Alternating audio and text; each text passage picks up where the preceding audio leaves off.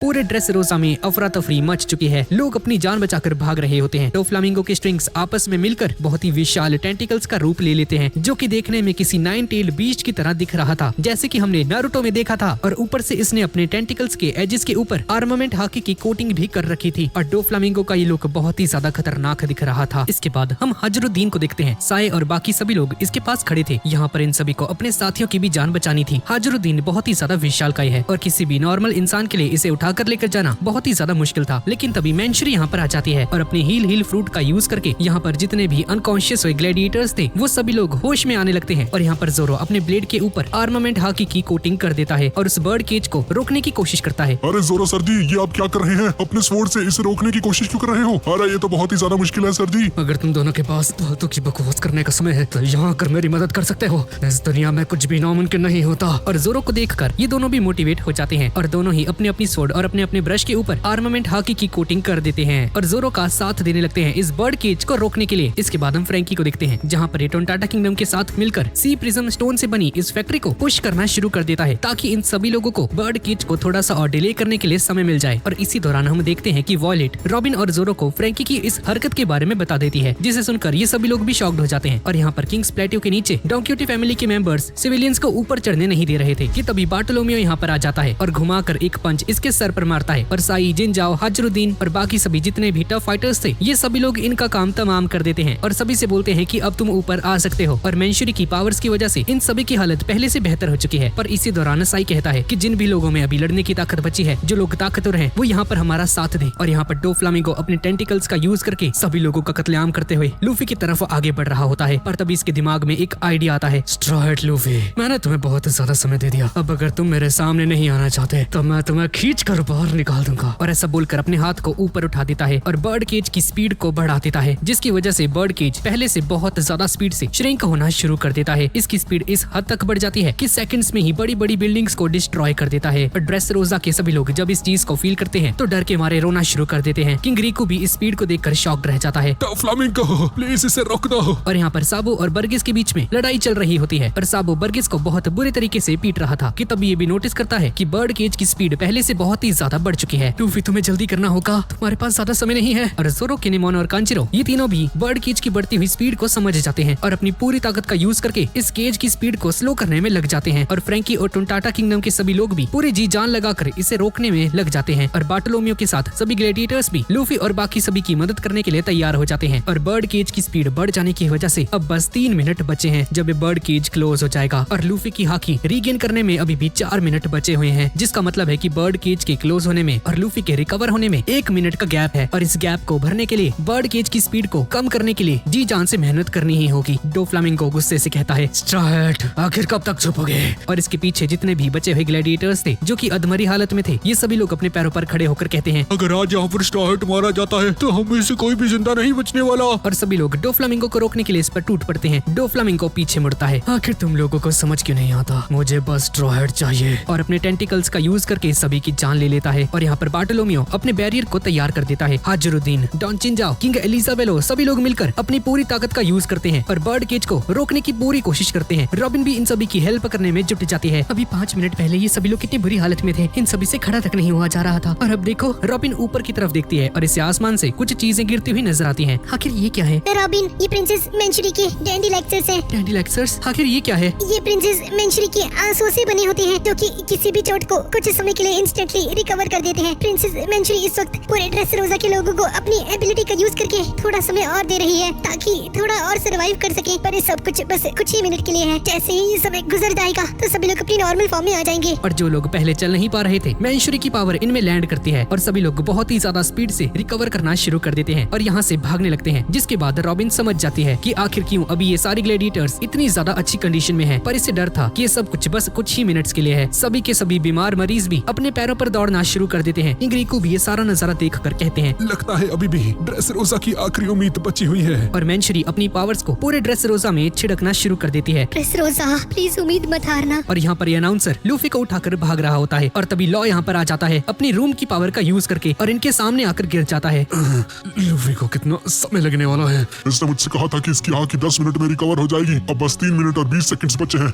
हमारे पास हारने के लिए समय नहीं, लूफी को मेरे हवाले कर दो, अब यहाँ से इसे मैं संभालूंगा। ड्रेस रोजा का बर्ड केज बहुत ही ज्यादा स्पीड से आगे बढ़ रहा होता है और यहाँ पर उसॉप, अरे सालो तुम कहाँ भाग रहे हो? हाँ, तुम्हें दिखता नहीं हमारे सभी दोस्त कितने जी जान से मदद कर रहे हैं ताकि तुम्हें और इस पूरी कंट्री को बचा सके। और उसॉप को देखकर एक बंदा बोलता है कि ये तो गॉड उसॉप है ना। अरे गधे के बच्चों, तुम्हें सुनाई नहीं देता क्या? इस वक्त तुम्हारी जान सबसे ज्यादा जरूरी है, जल्दी जाओ बर्ड केज को रोकने में मेरे दोस्तों की मदद करो। पर सभी कहते हैं कि गॉड उसॉप, जो आप बोल रहे हो वो नामुमकिन है, क्योंकि ऐसा हो ही नहीं सकता है। मेरे दोस्तों पर मुझे पूरा भरोसा है, उन पर यकीन रखो, वो जरूर कामयाब होंगे। बस हमें लूफी के वापस से रिवाइव होने तक का समय चाहिए। जैसे ही लूफी वापस आ जाएगा तुम देखना सब कुछ ठीक हो जाएगा। और सभी लोग उसॉप की बात मानकर यहाँ से चले जाते हैं उस बर्ड केज को रोकने के लिए। और यहाँ पर लॉ लूफी को एक टेरेस पर लेकर आ जाता है और यहाँ पर डोफ्लामिंगो का पारा हाई हो जाता है। स्ट्रॉ हेड लूफी, तुम्हारे सारे शील्ड अब मर चुके हैं, तो बेहतर होगा कि जल्द से जल्द मेरे सामने आ जाओ। और तभी इसका पैर को रोक लेता है। क्या कहा तुमने? सारी शील्ड? हाँ, चाहे तुम भूल रहे हो, अभी भी एक शील्ड बची हुई है। अपने गंदे हाथ मुझसे दूर रखो। और बुलेट स्ट्रिंग से इस बंदे पर हमला कर देता है और तभी अधमरी हालत में क्लोजियम के सभी ग्लैडिएटर्स दोबारा से खड़े हो जाते हैं। हम सभी लोग अभी मरे नहीं हैं, अभी हम तुम्हें थोड़ी और देर बिजी रख सकते हैं डोफ्लामिंगो, ताकि लूफी को रिवाइव होने का समय मिल जाए। और सभी लोग डोफ्लामिंगो पर हमला करने के लिए आगे बढ़ते हैं, लेकिन डोफ्लामिंगो सेकंड्स में ही इन्हें ठिकाने लगा देता है। तुम जैसे कीड़े मकोड़ों के लिए मेरे पास समय नहीं। और यहाँ पर वॉयलेट सारा नजारा देखकर हैरान हो जाती है और रेबेका सिटीजन्स के पास जाकर, आप सभी को अभी इसी वक्त रॉयल पैलेस की तरफ जाना चाहिए, क्योंकि ये पूरा बर्ड केज मूव हो रहा है, हर एक जगह खतरे से खाली नहीं। और रेबेका अपने मन में ठान लेती है कि सभी लोग अपनी पूरी मेहनत कर रहे हैं इस बर्ड केज को रोकने के लिए, और मैं यहाँ पर चुपचाप नहीं बैठ सकती हूँ। और पास रखी एक सोर्ड को उठाकर सीधा डोफ्लामिंगो के साथ लड़ने के लिए आगे बढ़ जाती है। फादर सामा, मुझे माफ कर देना, मैं जानती हूँ कि मैं डोफ्लामिंगो से नहीं लड़ सकती, लेकिन फिर भी मैं हाथ पर हाथ रखकर नहीं बैठ सकती हूँ। और ऐसा बोलकर डोफ्लामिंगो की तरफ आगे बढ़ जाती है और रास्ते में इसे वॉयलेट दिखती है, जो कि डोफ्लामिंगो के सामने खड़ी होती है। और वॉयलेट भी यहाँ पर सेम मकसद से आई थी। रेबेका, आखिर तुम यहाँ पर क्या कर रही हो? पागल मत बनो, वापस चली जाओ, ये जगह तुम्हारे लिए नहीं है। मैं नहीं जाने वाली। अगर तुम्हें कुछ हो गया तो मैं कीरॉस और अपनी लेट सिस्टर को क्या जवाब दूंगी? वॉयलेट अपने छोटे से डैगर को निकालकर डोफ्लामिंगो के साथ लड़ने के लिए चली जाती है और इन दोनों के बीच में लड़ाई शुरू हो जाती है। पर डोफ्लामिंगो एक सिंगल किक से ही वॉयलेट को ठिकाने लगा देता है। और यहाँ पर फ्रैंकी पूरे टुनटाटा किंगडम के लोगों के साथ मिलकर उस फैक्ट्री को पुश करने में लगा होता है। बस थोड़ा जा हो रह गया गबरू जवानों, इसकी स्पीड हौली हौली कम हो रही है। और यहाँ पर जोरो किनेमोन और कांजिरो की हालत भी जोर लगा लगा कर खराब हो जाती है। हार मत मानना,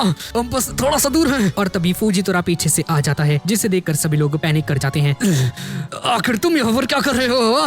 मेरे पास तुमसे लड़ने का समय नहीं। मैं नहीं जानता कि यहाँ पर कौन है, क्योंकि मैं देख ही नहीं सकता हूँ। और अपनी सोर्ड को बाहर निकाल लेता है, जिस पर अपनी हाकी की कोटिंग करते हुए उस बर्ड केज को रोकना शुरू कर देता है, जिसे देखकर ये तीनों शॉक्ड रह जाते हैं, क्योंकि इन्हें लगा था कि फूजितोरा अभी इन्हें मार डालेगा। पर ये देखकर हैरान हो जाते हैं कि नेवी पायरेट्स की मदद कर रही है। नेवी के बाकी के सोल्जर्स भी यहाँ पर आ जाते हैं और नेवी का कमांडर कहता है कि हमें इनकी हेल्प करनी होगी, जो कि बर्ड केज को रोकने की कोशिश कर रहे हैं। सभी लोग इस काम में लग जाओ। ये सभी अनजान लोग इस बर्ड केज को रोकने की कोशिश कर रहे हैं, तो हमें भी इसकी मदद करनी चाहिए। जो भी लोग हाकी को यूज नहीं कर सकते हैं, वो सभी लोग फैक्ट्री की तरफ जाओ और वहाँ पर जाकर लोगों की मदद करो। और गाइस, यहाँ पर ये लोग अनजान लोग इसीलिए कह रहे थे क्योंकि ये लोग पायरेट्स की मदद नहीं करना चाहते हैं, इसीलिए नेवी के लोग इन सभी को स्ट्रेंजर्स कहकर पुकार रहे हैं। और यहाँ पर फैक्ट्री के पास भी बहुत सारे नेवी के सोल्जर्स आ जाते हैं, जिन्हें देखकर सभी लोग खुश हो जाते हैं और इनकी हेल्प करते हैं। और ड्रेस रोजा के जितने भी लोग बस इधर उधर भाग रहे थे, उनमें से एक कहता है कि भागने से कुछ नहीं होने वाला है, हमें हमारी कंट्री को खुद ही बचाना होगा। और एक एक करके सभी लोग आगे बढ़ रहे होते हैं और ऐसे करते करते बहुत सारे लोग हो जाते हैं, जो कि इस बर्ड केज को स्लो करने में लग जाते हैं। और यहाँ पर जोरो चिल्लाते हुए कहता है, बस थोड़ा सा और गाइस, इतनी ज्यादा मेहनत और मुशक्कत के बाद बर्ड केज रुक जाता है, जिसे देखकर सभी लोग राहत की सांस लेते हैं। फाइनली ये काम कर रहा है। पर तभी अचानक से बर्ड केज दोबारा से चलना शुरू कर देता है। गाइस, हमें रुकना नहीं है, अब बस हमें अपनी पूरी ताकत का यूज करके इसे तब तक रोके रखना है जब तक ये बर्ड केज यहाँ से हट नहीं जाता। और यहाँ पर वॉयलेट अपने मन में कहती है कि बहुत अच्छे, मुझे उम्मीद है कि स्ट्रॉ हेड लूफी को इससे थोड़ा समय मिल जाएगा। पर डोफ्लामिंगो, जो कि अभी ठीक इसके सामने है, इसका दिमाग खराब हो जाता है। लाख कोशिश कर लो, पर तुम सभी लोग आज यहाँ पर मर कर ही रहोगे। और किंग रिकू और कैप्टन टैंक भी मदद करने के लिए यहाँ पर आ जाते हैं। और यहाँ पर डोफ्लामिंगो ने मार मार कर वॉयलेट की हालत खराब कर दी है और इसे पूरे तरीके से अपने कंट्रोल में ले लेता है। और रेबेका को अपने कंट्रोल में लेते हुए वॉयलेट पर इससे हमला करवाता है। ऐसा मत करो, रेबेका को इन सब में मत घसीटो, उसका कोई कसूर नहीं। पर रेबेका को पूरे तरीके से कंट्रोल करते हुए वॉयलेट पर इससे अटैक करवा देता है। और यहाँ पर ये अनाउंसर बहुत ही ज्यादा ऊंचाई पर चढ़ना शुरू कर देता है। ड्रेसरोसा के वासियों, इस बर्ड केज को कोलैब करने में अब 60 सेकंड बचे हैं और लूफी के वापस से रिकवर होने में भी 60 सेकंड बचे हैं, तो हार बिल्कुल मत मानिएगा। और यहाँ पर जोरो भी समझ जाता है कि अब ज्यादा देर नहीं बची है लूफी के वापस आने में, बस तब तक के लिए इन सभी को कैसे भी करके इस बर्ड केज को होल्ड करके रखना होगा। और यहाँ पर बार्टोलोमियो सभी से कहता है, आज हम यहाँ पर नहीं मर सकते हैं। मैं इस जगह को अपना ग्रेवयार्ड बनने नहीं दे सकता, मेरे कुछ सपने हैं जिन्हें मुझे अचीव करना है। और ये सुनते ही सभी लोग मोटिवेट हो जाते हैं और अपनी पूरी ताकत का यूज करना शुरू कर देते हैं और कहते हैं कि अगर हम इस बर्ड केज को एक बार रोक सकते हैं तो दोबारा क्यों नहीं। और यहाँ पर डोफ्लामिंगो रेबेका का यूज करके वॉयलेट पर हमला करवाता है। ये क्या हो रहा है भाई? ओ शिट गाइस, अपनी आंखें बंद कर लीजिए प्लीज। प्लीज ऐसा मत करो। सभी लोग मेरी बात को गौर से सुनिए। क्या आप सभी को कोलोसियम का वो स्टार प्लेयर याद है क्या? ये सुनकर कैवेंडिश अपने ख्याली पुलाव पकाने लगता है। इसने स्टार कहा? लगता है मेरी ही बात कर रहा है। वही स्टार प्लेयर जिसने ब्रूटल बुल को कुछ ही सेकंड्स में अपने कंट्रोल में कर लिया था। वो स्टार प्लेयर जिसने एक ही सिंगल पंच का यूज करके हाजुरुद्दीन को नॉकआउट कर दिया था। इवन की डॉन चिंजाओ उसने उसको भी पछाड़ दिया था। जी हाँ, मैं बात कर रहा हूँ उसी स्टार प्लेयर की जिसके जैसे किसी और खिलाड़ी को मैंने आज तक नहीं देखा, जिसका नाम लूसी है। मैं आप सभी को बताना चाहता हूँ कि उसका असली नाम नहीं है, असल में उसकी पहचान है स्ट्रॉ हैट लूफी। ये सुनकर सभी ऑडियंस हैरान हो जाती है। मैं जानता हूँ कि आप सभी को एक दूसरे पायलट पर यकीन करना बहुत ही ज्यादा मुश्किल होने वाला है, क्योंकि इस वक्त जिस स्थिति से हम लोग गुजर रहे हैं वो सब कुछ एक पायलट की वजह से ही हो रही है। पर मेरे दोस्तों, मैं आप सभी को बताना चाहता हूँ कि स्ट्रॉ हैट लूफी डोफ्लामिंगो जैसा नहीं है। स्ट्रॉ हैट लूफी उससे बहुत ही ज्यादा अलग है, इतना ज्यादा अलग है कि किंग रिकू उसे हमारी आखिरी उम्मीद कहकर पुकारते हैं। इसलिए मैं चाहता हूँ कि आप सभी लोग स्ट्रॉ हैट लूफी के ऊपर अपनी उम्मीद को बनाए रखिए। जिस पर ड्रेस रोजा के लोग कहते हैं कि क्या वो छोटा लड़का इतना ज्यादा ताकतवर है क्या? और सभी लोग कहते हैं कि हाँ, हम स्ट्रॉ हैट पर भरोसा करना चाहते हैं। आज हमारी स्थिति इसलिए है क्योंकि पास्ट में हमने किंग रिकू पर भरोसा नहीं किया था, लेकिन इस बार हम उस गलती को दोबारा से नहीं दोहराएंगे। जिस पर सभी लोग एग्री करते हैं और कहते हैं कि हाँ, तुमने सही कहा रॉबिन, उसॉप, बार्टोलोमियो। सभी लोग ये सुनकर खुश हो जाते हैं। फ्रैंकी और जोरो भी लूफी को चीयर करने लगते हैं। लूफी पाजी तुसी यह कर सकते हैं। लूफी तुम्हें ये करना होगा, हम ज्यादा देर तक इस बर्ड केज को नहीं रोक सकते। और ड्रेस रोसा की सभी लोग लूफी का नाम लेकर इसे चीयर अप करने लगते हैं। और यहाँ पर अनाउंसर चिल्लाकर कहता है, डोंकी ज़ॉर्ड डोफ्लामिंगो, तुम मेरी बात सुन रहे हो ना? एक दशक पहले तुमने हमें और हमारी इस कंट्री को और किंग रिकू के साथ क्या किया था? तुमने किंग रिकू को अपने उंगलियों के इशारे पर नचाकर हम सभी को मैनिपुलेट किया और हमें बेवकूफ बनाकर पिछले एक दशक से इस ड्रेसरोजा के एक झूठे राजा बने हुए हो। अरे गाइस, ये तो रिलेटेबल हो गया। इंडिया में भी तो यही चल रहा है अभी। लेकिन आज ये ड्रेसरोजा वो जगह होगी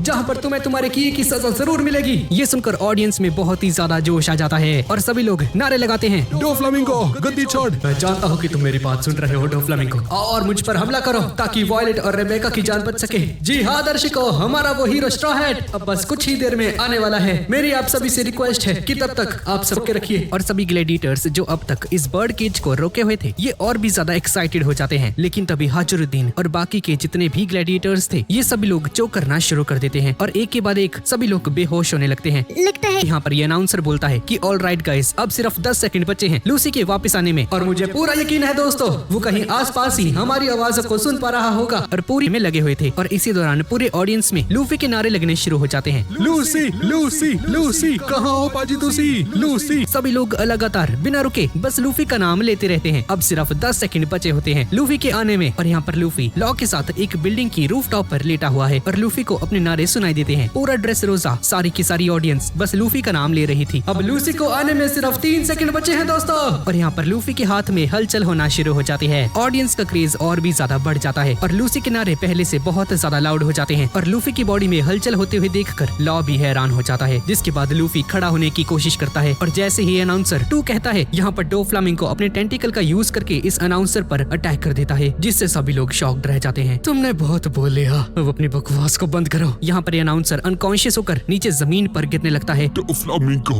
तुम चाहे जितनी कोशिश कर लो, आज लूसी यहाँ पर वापस जरूर आएगा और तुम्हारी बैंड जरूर बजाएगा।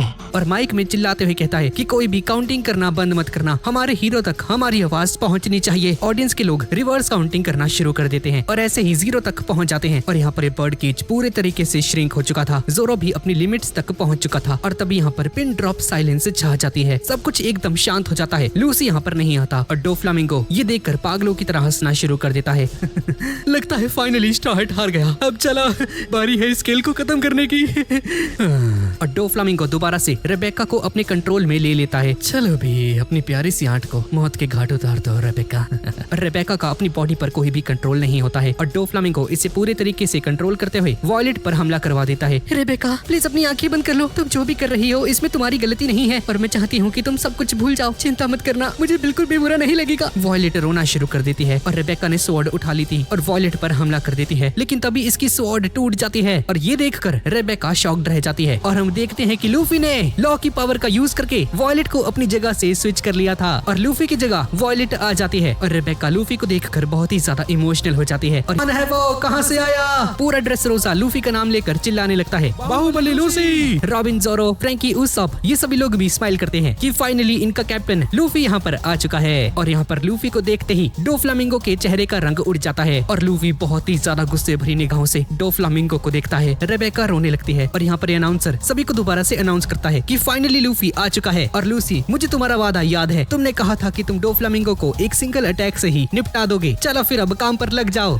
मानना पड़ेगा, क्या हीरो वाली एंट्री ली है तुमने। हाँ, तुम्हारी हॉकी वापस आ गई। हाँ, और तुम्हें लगता है कि अब तुम मुझे हरा सकते हो। हाँ, जरा खुद को देखो स्ट्रॉयड, तुम अपने पैरों पर ठीक से खड़े तक नहीं हो पा रहे हो। हाँ, मैं जानता हूँ और मैं ये भी जानता हूँ तुम्हारी भी हालत कुछ ऐसी ही है। और तभी डोफ्लामिंगो अपने सभी टेंटिकल्स को एक साथ कंबाइन करके लूफी के पेट पर अटैक कर देता है, जिससे लूफी दूर जाकर गिरता है। और ये देखकर रेबेका हक्की बक्की रह जाती है और रेबेका पर हमला करने के लिए डोफ्लामिंगो आगे बढ़ता है। पर जैसे ही इस पर हमला करने वाला होता है तभी लॉ अपनी पावर्स का यूज करके रेबेका को यहाँ से टेलीपोर्ट कर देता है, जिसे देखकर डोफ्लामिंगो गुस्सा हो जाता है। लो, तुम अब तक जिंदा हो। हाँ, कितने ढीठ इंसान हो। पर चिंता मत करो, मैं तुम्हारी आखिरी उम्मीद को आज यहीं पर कुचल डालूंगा और उसके साथ साथ तुम भी आज मारे जाओगे।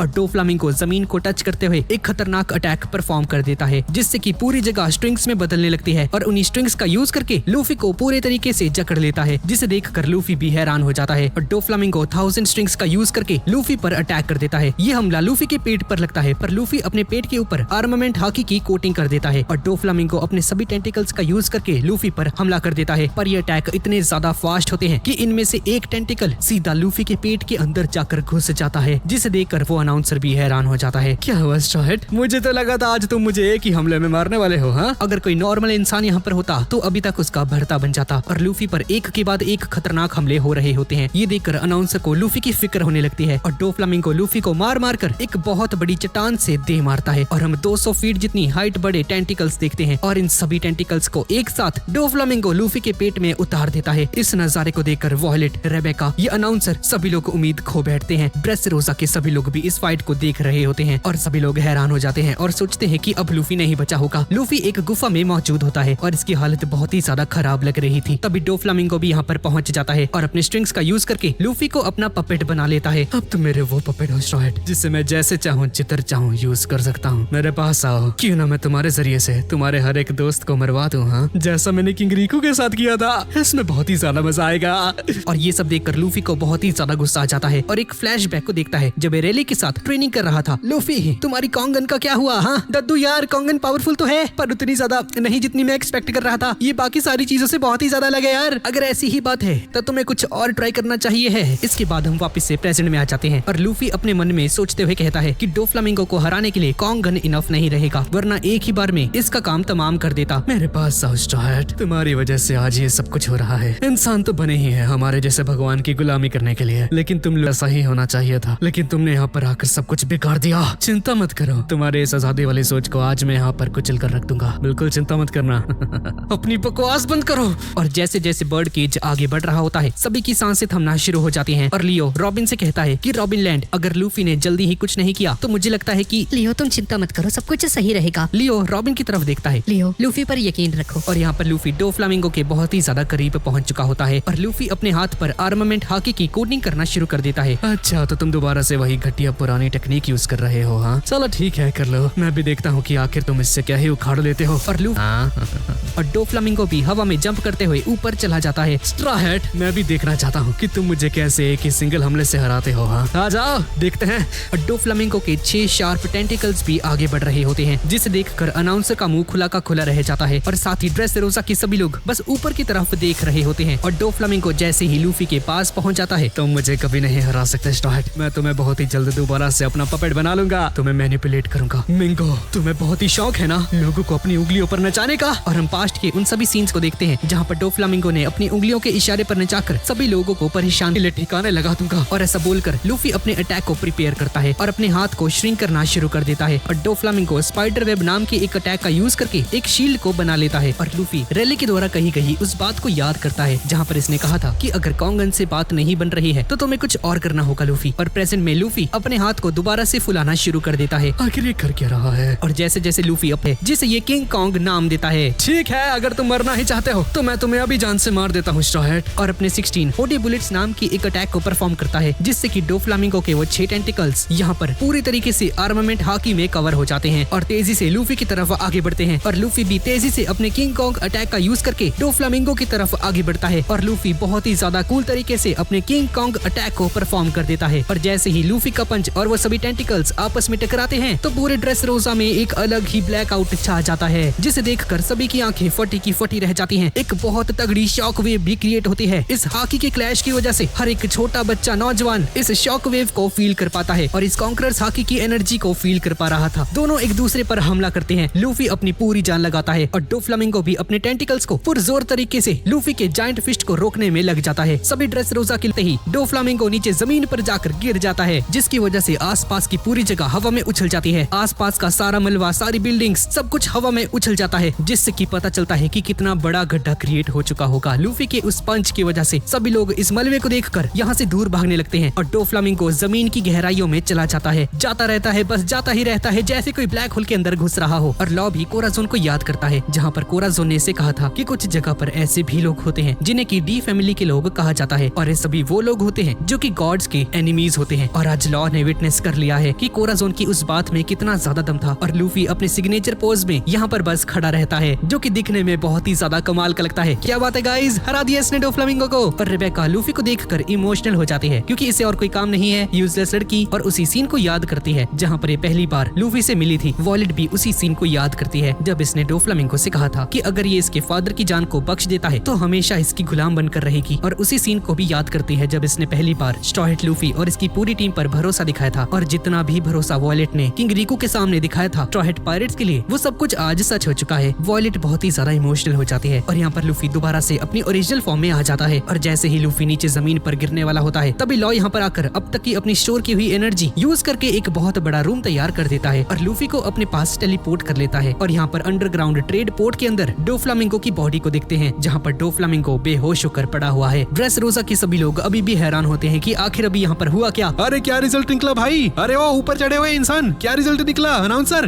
ड्रेस रोजा के वासियों ऊपर देखो। और हम देखते हैं कि बर्ड केज रिमूव होना शुरू हो चुका है, जिसे देखकर सभी लोग राहत की सांस लेते हैं, क्योंकि फाइनली जिस चीज का इंतजार इन सभी को बरसों से था, फाइनली वो चीज हो चुकी है। और इसी दौरान हम सभी ह्यूमंस को देखते हैं जो कि पहले टॉय सोल्जर्स बन चुके थे। और इस बर्ड केज को हटता हुआ देखकर ये लोग अपनी लाइफ को याद करते हुए कहते हैं कि सही मायने में आज मैं पूरे तरीके से आजाद हो चुका हूँ। 10 सालों से जो गुलामी की जिंदगी ये लोग जी रहे थे, आज डोफ्लामिंगो के उस आतंक का अंत हो चुका है। और जैसे ही ये बैरियर हटता है, वो सभी लोग जो कि इस बैरियर को पुश करने में लगे हुए थे, सभी लोग मुंह के बल आगे जाकर गिरते हैं। और यहाँ पर अनाउंसर बोलता है, ड्रेस रोजा के लोगों मुबारक हो, आप सभी लोग उस लैंड पर खड़े हो जहाँ पर अब आपको कोई भी परेशान नहीं कर सकता है। अब आपको गुलामी भरी जिंदगी गुजारने की जरूरत नहीं है और न ही किसी आतंक के साए में जीना होगा। डॉन क्यूटी डोफ्लामिंगो और स्टार ग्लैडिएटर लूसी के बीच में इस बैटल का विनर है। पर तभी अनाउंसर रोना शुरू कर देता है और विनर का नाम अनाउंस ही नहीं कर पाता है। तभी हम किंग रिको को देखते हैं, जहाँ पर किंग रिको अपने ट्रेजेडिक पास्ट को याद करते हुए प्रेजेंट टाइम को जब अपनी खुली आंखों से देखता है तो इसकी आंखों से भी आंसू आ जाते हैं। और यहाँ पर लूफी बेहोश पड़ा है और रेबेका की गोद में होता है और रेबेका उसी मोमेंट को याद करती है जब लूफी ने इससे कहा था कि तुम्हें रोने की जरूरत नहीं है, मैं तुमसे वादा करता हूँ कि मैं तुम्हारे लिए डोफ्लामिंगो की बैंड जरूर बजाऊंगा रेबेका। और यहाँ पर ये अनाउंसर एक बाल्टी रोने के बाद फाइनली कह ही देता है,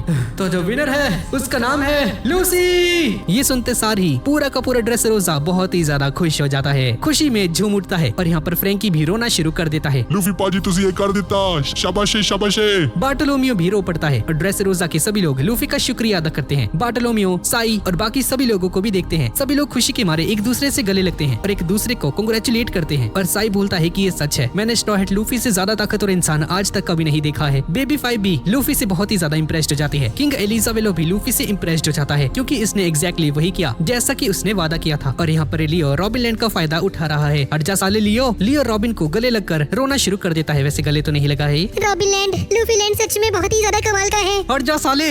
हाँ तुमने सही कहा लियो, इस बात को मैं बहुत पहले से ही जानती थी, पर ये नहीं जानती है लियो हरामी है। और यहाँ पर किनेमोन, कांजिरो और वो बर्ड ये अपने पैर को बर्ड केज के बाहर वाले इलाके में रख कर चेक करते हैं कि कहीं ये सब कुछ सपना तो नहीं है। पर जैसे ही कंफर्म कर लेते हैं कि ये सच है, पागलों की तरह दौड़ना शुरू कर देते हैं, जिन्हें देखकर जोरो भी स्माइल करता है। और यहाँ पर फ्रैंकी पास्ट के सीन को याद करता है। जैसे ही इसे पता चला कि ड्रेस रोजा का एक बहुत ही ज्यादा डार्क पास्ट है, तो फ्रैंकी ने ही लूफी से इनकी हेल्प करने के लिए कहा था। और लूफी ने बिना किसी सेकंड थॉट के सीधा डोफ्लामिंगो के खिलाफ खड़ा हो गया गया। और ये सारी बातें याद करके फ्रैंकी भी इमोशनल हो जाता है। और यहाँ पर कीरोस पहले तो स्माइल करता है और एक टूटी हुई दीवार के पीछे जाकर बैठ जाता है और अपने उसी ट्रेजिक पास्ट को याद करता है। और एक एक पल को जब कीरोस याद करता है तो फूट फूट कर रोने लगता है। और ड्रेसरोसा के सभी लोग खुशी के मारे झूम रहे होते हैं। और यहाँ पर हम साबो को देखते हैं जहाँ पर इसने जीसस बर्गेस को ऑलमोस्ट हरा दिया था। साबो यहाँ से जाने लगता है। क्या हुआ, तुम्हें डर लग गया क्या? हाँ, तो मुझे मारोगे नहीं क्या? इसकी कोई जरूरत नहीं है, सब कुछ ऑलरेडी खत्म हो चुका है बर्गेस। पर बर्गेस को यहाँ पर अजीब ही चुल मची होती है और कहने लगता है, अच्छा तो तुम भी बिल्कुल अपने भाई की तरह हो। हाँ, तुम्हारा भाई एस बिल्कुल तुम्हारे ही जैसा था, बहुत ही ज्यादा दयालु। जब हमारे कैप्टन ने उसे बनारो आइलैंड के ऊपर पूरी तरीके से डिफीट कर दिया था, तो क्या तुम सुनना नहीं चाहोगी क्या तुम्हारे उस प्यारे भाई ने क्या कहा था? और सुनते ही साबो का दिमाग खराब हो जाता है और गुस्से से बर्गेस की तरफ देखने लगता है। और यहाँ पर कोआला अंडरग्राउंड ट्रेड पोर्ट पर मौजूद साबो को कॉल लगाती है, पर साबो इसकी कॉल को नहीं उठाता है। और बर्गेस साबो को बताता है, जब तुम उसका जवाब सुनोगे ना तो तुम्हारा भी हंस हंस कर पेट फट जाएगा। इसको पहले से ही मालूम था कि उसका मारा जाना तय है, इसलिए उसने हमसे कहा कि उसके बारे में उसके भाइयों को ना बताया जाए। और बेशर्मों की तरह हंसना शुरू कर देता है। और ये सारी बातें सुनकर साबो का दिमाग सटक जाता है। इसको पहले से ही मालूम था कि उसे जान से मार दिया जाएगा, और अगर वो नेवी के हवाले कर दिया जाता है तो नेवी 100% उसका यूज जरूर करेगी। और गाइस दरअसल अभी बर्गेस का प्लान ये था कि कैसे भी करके साबो के करीब जाकर इसे स्टैब करके इसे यहाँ पर खत्म कर दे और साबो का डेविल फ्रूट चुरा ले। और इसी वजह से बर्गेस एस को लेकर साबो को झूठ मूठ कहता रहता है। और जैसे ही कुछ और बोलना चाहता है तभी साबो गुस्से के साथ इसकी खोपड़ी को पकड़ लेता है। मुझे सब कुछ मालूम है, ऐसा कोई भी दिन नहीं गुजरा जिस दिन मैंने इसके बारे में नहीं सुना और मुझे रिग्रेट नहीं हुआ। तो अपनी बकवास को बंद रखो। तुम्हें क्या लगता है मैं तुम्हारा पीछा इतनी आसानी से छोड़ दूंगा क्या? हाँ, तुमने इसका फ्लेयर फ्रूट खाया है और मैं हमेशा तुम्हारा पीछा करता रहूंगा, क्योंकि मैं डेविल फ्रूट्स को हंट करने के लिए निकला हूँ। और अगर मैं खाली हाथ वापस जाता हूँ तो ब्लैक बियर्ड के सामने मेरी इज्जत का फालूदा हो जाएगा। पर साबो इसे फिर भी कुछ नहीं करता है। आखिर तुम कैसे घटिया भाई हो? जब तुम्हारा वो सो कॉल्ड भाई फायरफिस्ट एस मर रहा था तब तुम क्या कर रहे थे? कहीं तुम घोड़े बेचकर सो तो नहीं गए थे? तो कार है तुम्हारे जैसे भाई के ऊपर। और सुनते ही साबो को गुस्सा आ जाता है और बर्गेस खंजर से साबो पर अटैक कर देता है। लेकिन साबो डॉज करते हुए अपना फायर फिस्ट अटैक बर्गेस पर कर देता है और बर्गेस की तंदूरी बना देता है। और यहाँ पर नेवी के सोल्जर्स चुन चुन कर ढूंढ कर मलबे के नीचे से डॉन क्यूटी फैमिली के हर एक मेंबर से लेके एग्जीक्यूटिव तक सभी को अपनी गिरफ्त में ले लेते हैं। और साथ ही में डोफ्लामिंगो को भी हिरासत में ले लेते हैं। और साई ये सब कुछ देखते हुए कहता है कि यकीन नहीं होता इतने पावरफुल पायरेट ग्रुप आज ये हश्र हो रहा है। और ड्रेसरोसा के अंदर नेवी का जो वाइस एडमिरल था एक वीडियो ट्रांसपोंडर स्नेल को एक्टिवेट कर देता है, जिससे कि ड्रेसरोसा के आसपास की 3 नेबरिंग कंट्रीज यहाँ पर एक लाइव स्ट्रीम ओपन हो जाती है। और माइनार्ड सभी को अपने बारे में इंट्रोड्यूस करवाता है और सभी कैजुअलिटीज को दिखाना शुरू कर देता है कि कैसे यहाँ ड्रेसरोसा में तबाही मच चुकी है, जिसे देखकर दूसरी कंट्रीज के लोग हैरान हो जाते हैं और किसी को भी समझ में नहीं आता कि आखिर यहाँ पर चल क्या रहा है। तो अभी जो आप देख रहे हैं ये अभी का करंट ड्रेसरोसा है और यहाँ की इस तबाही को आप अपनी स्क्रीन पर देख सकते हैं। और सब कुछ वॉरलॉर्ड डोफ्लामिंगो ने किया है। और यहाँ पर ड्रेसरोसा के सभी लोग किंग रिको को दोबारा से राजा बनने के लिए मोटिवेट करते हैं। पर किंग रिको अपने पास्ट के रिग्रेट्स को याद करते हुए, मैं उस वक्त आपकी जान नहीं बचा सका था, मैं दोबारा से राजा बनने के लायक नहीं हूँ। पर ड्रेसरोसा के सभी लोग इसे फोर्स करते हैं और एट द एंड किंग रिको को मना ही लेते हैं। तभी फूजितोरा यहाँ पर आ जाता है और बहुत सारे नेवी के सोल्जर्स भी इसे फॉलो करते हुए यहाँ पर आ जाते हैं। और साथ ही ये सारा नजारा बाकी की 3 कंट्रीज भी देख रही होती हैं। और फूजितोरा किंग रिको से कहता है, किंग रिको